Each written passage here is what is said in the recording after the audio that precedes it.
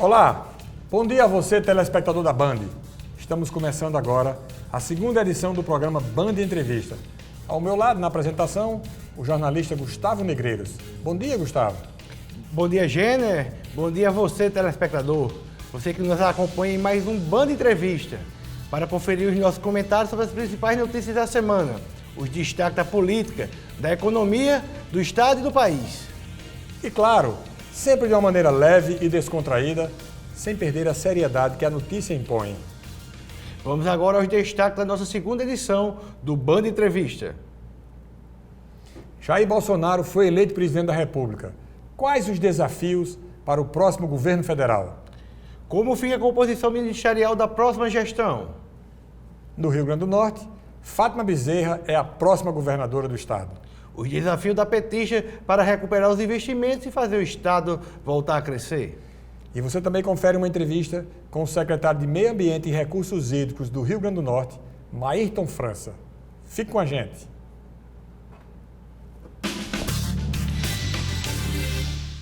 Com mais de 55% dos votos válidos, Jair Bolsonaro foi eleito presidente da República. Gustavo Negreiro, quais os principais desafios que o chefe do Executivo vai enfrentar no governo que se iniciará no começo de 2019?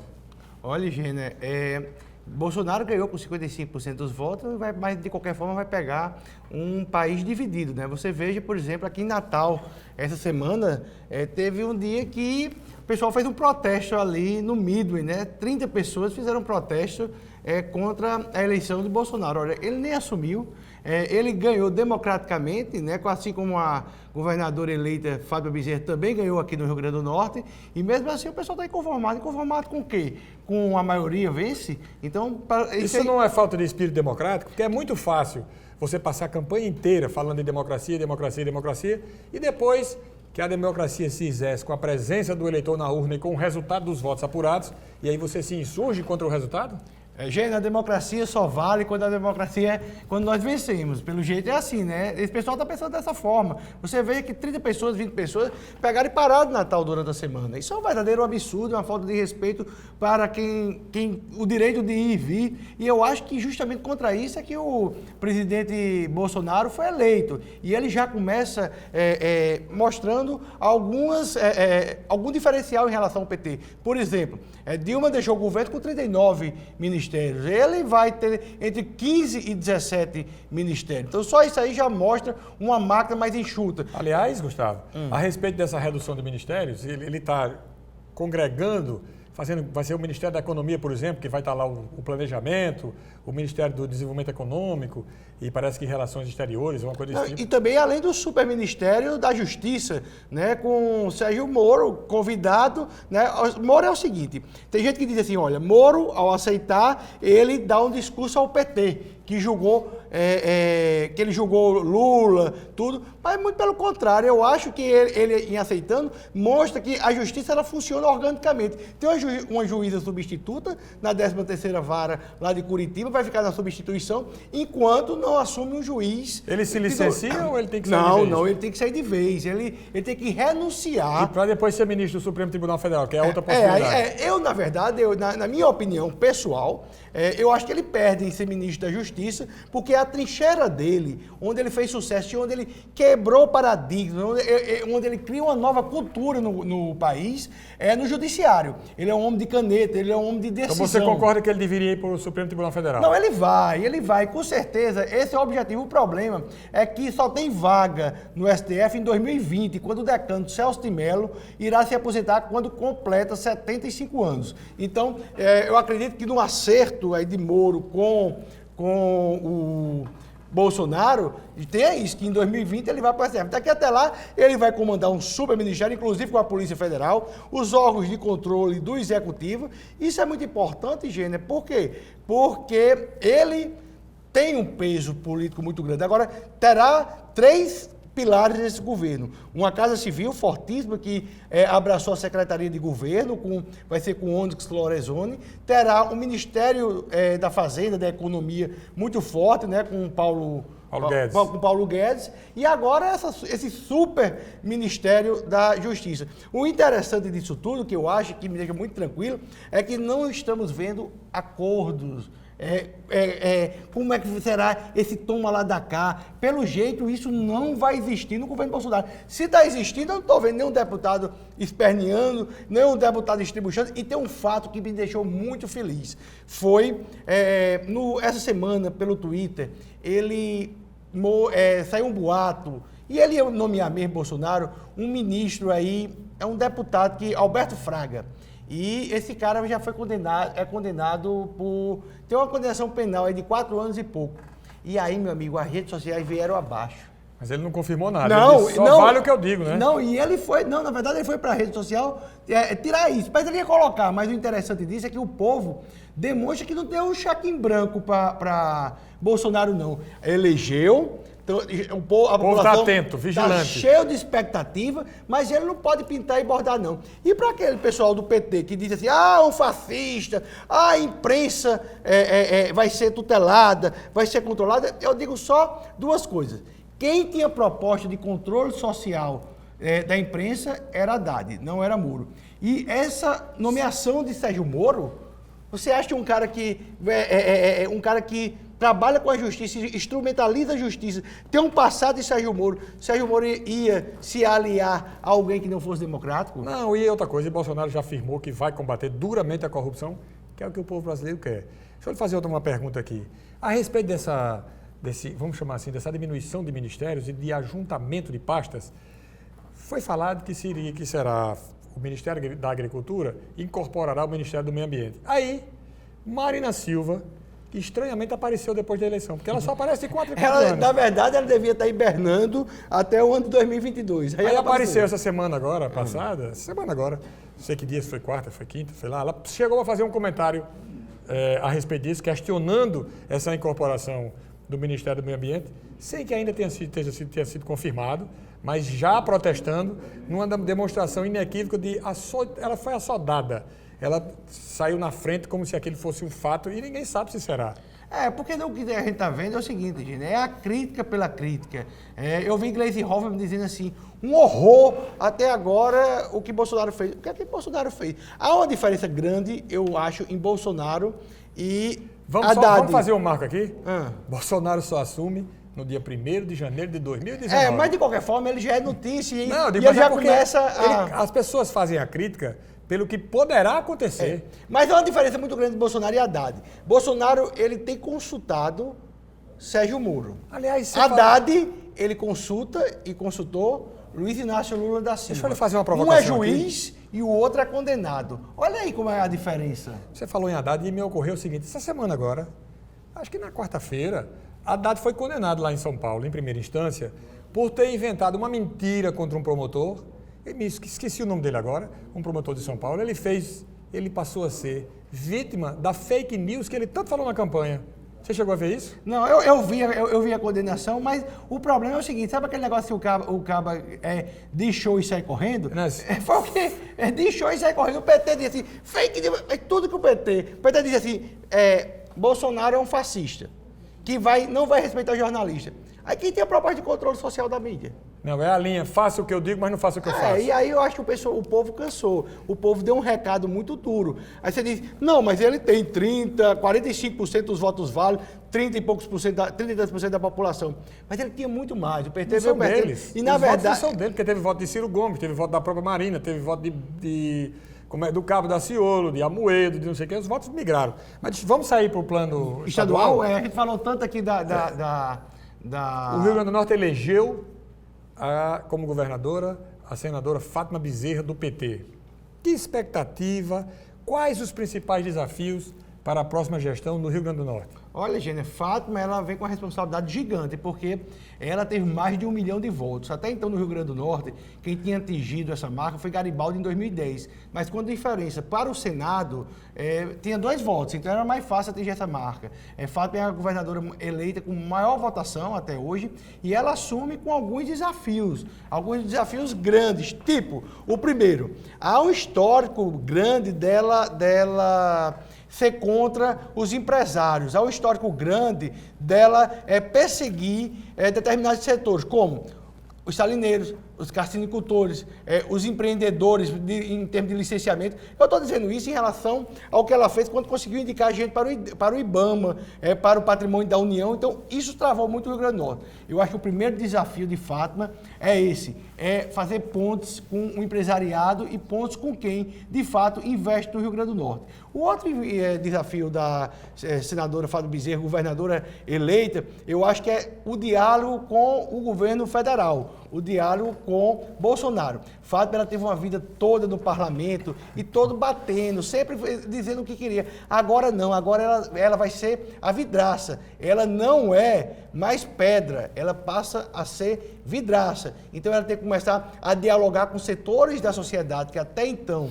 ela nunca dialogou, ela sempre trabalhou e aí fez um trabalho que realmente é de se tirar o chapéu para a população mais pobre. Ela consegue para ela o tempo todo essa questão do discurso do IFRN, dos investimentos, mas agora, sentada na cadeira de um Estado quebrado, o desafio dela vai ser outro, Gênia, outro totalmente diferente. Eu acho que... E aí eu tenho algumas perguntas, eu não tenho respostas. Quais são as perguntas que eu tenho? Ela vai ter coragem de fazer a reforma da Previdência, aumentando a alíquota e a idade para aumentar, para a pessoa se aposentar? A pessoa que você se refere é o servidor público. O servidor público do Estado do Rio Grande do Norte, que é o que ela vai comandar. Ela vai ter coragem, por exemplo, de privatizar a Potigás, de caucionar as ações da KR no BNDES para o empréstimo a longo prazo? Ela vai ter coragem de demitir servidores? Ela vai ter coragem de vender a dívida ativa do Estado para alguma empresa que queira comprar? São desafios que... Eu vou pegar carona nisso aí e vou dizer como fazer investimentos para alavancar a economia do Estado. Olha, eu acho que a primeira coisa que ela tem que fazer, e uma coisa que ela tem que copiar aí do governo Robson, é segurança jurídica. Só existe investimento se o empresário tiver condições e a certeza que quando ele tiver uma licença, aquela licença vale mesmo. E a rapidez. Ou seja, você entra com um processo, você ter dias para ter a primeira crítica, saber o que é que precisa mais. Eu não estou falando de aprovar tudo, não. Mas você dá a resposta ao empresário, olha, falta isso e isso. Aí o empresário vai, ajeita isso e isso e resolve. Se não ajeitar, não dá licença. Mas ela tem que criar uma metodologia de trabalho. Por exemplo, você veja a lei Cortez Pereira, que foi importantíssima para a carcinicultura. No dia da votação, só um deputado votou contra, Fernando Mineiro. Então, assim, é um setor que emprega 18 mil pessoas, que era o segundo maior produtor do Brasil, passou a ser o primeiro... Voltou a ser o primeiro. Voltou a ser o primeiro. Com receitas anuais da ordem de 2 bilhões de reais. Pois é, e aí o Fernando Mineiro, ele foi o único que foi contra isso. E agora no governo? Esse pessoal vai contra os carcinicultores? E a questão ambiental, que nós tivemos nos últimos anos mais de 10, às vezes até 12 resorts com investimentos estrangeiros que vinham para cá e que, diante da dificuldade de obtenção das licenças, os empreendedores desistiram deles. Pois é, então, e tudo isso que a gente fala da segurança jurídica. Agora, fora isso, de alavancar, a Fátima, ela teve sempre um discurso fácil do aumento do salário, do aumento de para servidores, de folha em dia, tudo ela teve esse aumento. Agora não, agora com o Estado quebrado, que não tem dinheiro para custeio, eu não estou falando de investimento não, tem dinheiro para custeio, ela vai ter que enfrentar esses sindicatos, ela vai ter que tomar alguma posição já no primeiro dia de governo, porque se a continuar do jeito que está, eu acredito que no final do próximo ano ela esteja com 3 folhas em atraso. Porque nós temos um déficit só na Previdência de 115 milhões de reais por mês. Isso não é brincadeira não, isso não é inventado. E esse déficit foi criado no governo Robson não, nem no governo Rosalba. Isso é uma construção de 30 anos. E a conta está aí. Quer dizer então que o Estado não tem perspectiva? Tem. Com demissão de servidores, tá entendendo? Com aumento de alíquotas, com venda da Potigás, ou então com a própria venda da KR, ou então caucionar as ações da KR. Então, o Estado, sim, tem perspectiva. Agora, são medidas duras, medidas impopulares. Eu não sei se Fátima Bezerra está preparada para isso, porque o discurso é muito fácil. Vou resolver, não sei o que, o governo não faz nada. Falar é fácil. Falar é fácil. Nós vamos agora para um rápido intervalo comercial e daqui a pouco você confere uma entrevista aqui com Maírton França, secretário de Recursos Hídricos do Estado. Voltamos já. Nosso convidado para a entrevista do programa de hoje é o secretário de Meio Ambiente e Recursos Hídricos do Rio Grande do Norte, Maírton França. Bom dia, Maírton. Bom dia, Gustavo. Bom dia, Gêner. Bom dia a todos. Maestro, essa semana a bancada federal conseguiu, na sua emenda coletiva, né, mandar 2 recursos bons, 2 valores aqui para o Rio Grande do Norte. É uma vitória da sua parte? Olha, na verdade, muito claro que é uma vitória, dado o volume muito escasso, pequeno de recursos que foi disponibilizado por Estado para as emendas chamadas de emendas de bancada. Na verdade, Gustavo, foram 169.623.000 por Estado disponibilizado pela Comissão de Orçamento do Ministério do Planejamento para as emendas coletivas. Dessas emendas coletivas, 15 a bancada poderia inscrever, né, e somente 6 delas seriam impositivas. A gente sabe, que está na gestão já há algum tempo, a gente sabe que emenda que não é impositiva acaba não chegando. Né? Tá boa é a emenda impositiva. Aqui a emenda, só explicando ao telespectador, a emenda impositiva tem a obrigatoriedade do governo liberar. Então, fazer, né? Isso. Então, entrou no orçamento o dinheiro. Exatamente. No ano passado a gente teve uma meta maior, um saldo maior. A gente tinha conseguido 128 milhões de reais para a barragem de Oiticica. Com o tempo, a própria bancada remanejou para outros projetos de interesse do Estado e ficamos com 56 milhões. Esses 56 milhões... Para concluir, falta quanto? Olha, aí, para concluir, hoje a gente precisa de um total de 239 milhões. Então, isso aqui é um paliativo. Mas deixa eu explicar melhor. Dos 239 milhões, nós já temos 100 milhões já garantidos, que é 34 milhões das emendas de 2017, que estão em resto a pagar, que a gente está viabilizando agora, a partir desse próximo mês, 56 das emendas de 2018 e para 2019, 50 milhões. O que é que eu precisaria para 2019, portanto? 139 milhões. Né? Com os 50 milhões, eu tenho ainda os 100 milhões, eu tenho 150 milhões, eu precisaria aí de cerca de 80, 90 milhões para concluir a obra. Nós estamos na região Nordeste, uma das partes mais secas do Nordeste. Qual é a solução definitiva para acabar com o sofrimento do homem do campo e das pessoas que passam sede? Não é água para outra coisa, para beber. Gêner, essa foi uma pergunta difícil, né? Mas é o seguinte, a gente tem, o Rio Grande do Norte é receptor de bacias. O que é que significa isso? Nós recebemos águas da Paraíba, que chegam no Rio Grande do Norte, superficiais, e nós temos um aquífero, que é o aquífero o Arenito-Açu, que tem condições de abastecer com água subterrânea boa parte do estado do Rio Grande do Norte, e inclusive vários municípios ali do Médio Oeste, do Alto Oeste, já são abastecidos com água de poços profundos, caso Mossoró, por exemplo, 2/3 da cidade abastecido com água. Caraúbas, tudo é com poço. Felipe Guerra com poço, nós temos poço em Afonso Bezerra e etc.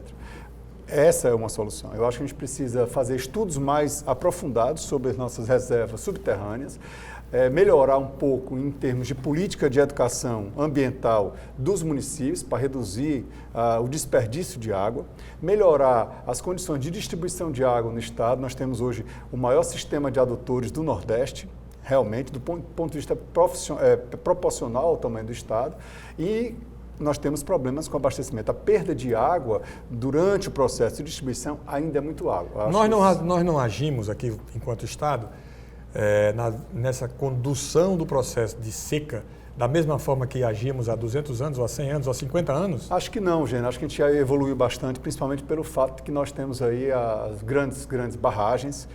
Para você ter uma ideia... Mas sem água, né? Grandes barragens sem água... Não, mas por que a gente não contrata um carro-pipa? A gente podia contratar algumas tribos indígenas para fazer a dança da chuva. Então carro-pipa abaixo. Eu acho engraçado o seguinte, Gustavo é testemunha, eu já falei isso para você no ar, aqui na rádio.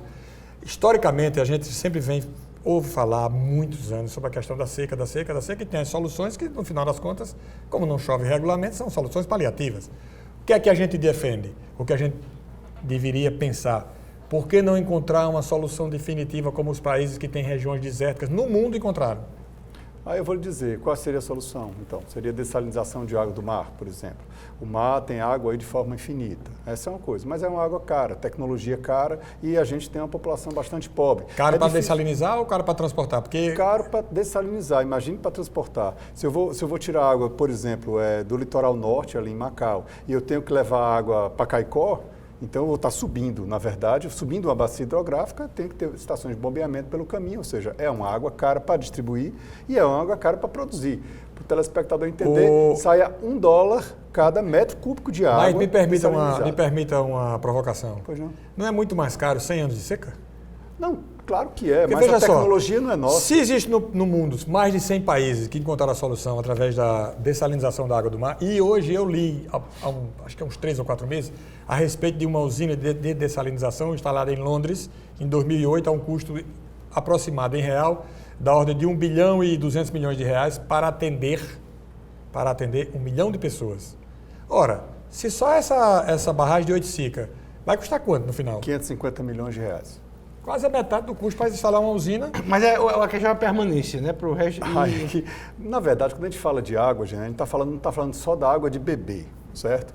Eu estou falando de uma água para uso múltiplo. Quando eu, por exemplo, faço uma obra como a barragem de Oiticica, eu estou falando de água de uso múltiplo. Ali eu vou ter perímetros irrigados, eu vou ter piscicultura, cassinicultura, tudo que vai ser viabilizado com essa água. E as frutas e toda a produção, né? Agora, se você está falando de dessalinização de águas, não faz o menor sentido eu colocar uma água pura de um sistema de dessalinização, por exemplo, para fazer irrigação. E isso nem Israel faz. Eu fui a Israel e vi que não é assim.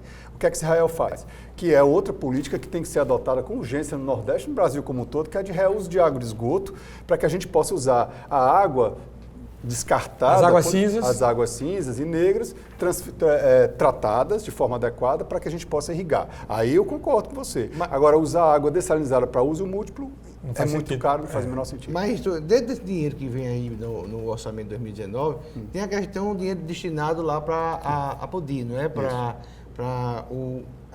a transposição do Rio São Francisco, para essa água chegar... É isso aí? É isso mesmo. É isso aí, né? Um dia essa água chega, mas... Chega. O Rio Grande do Norte, em que situação está? O ramal que chega aqui ao Rio Grande do Norte? Vou responder a pergunta dele é a sua. A Paraíba já chegou, Pernambuco já chegou, não? Chegou. É porque é um canal, é isso? Não, na verdade é o seguinte, eu estou falando de 2 grandes canais, o eixo norte e o eixo leste. A Paraíba, ela recebe, como Pernambuco, pelo eixo leste, que já está concluído, 100% da obra concluída, já atendendo aí os 2 estados.